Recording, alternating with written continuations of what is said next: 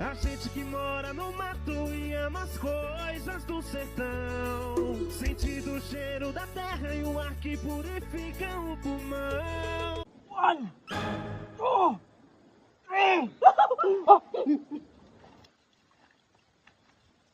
1, 2, 3. 1, 2, 3.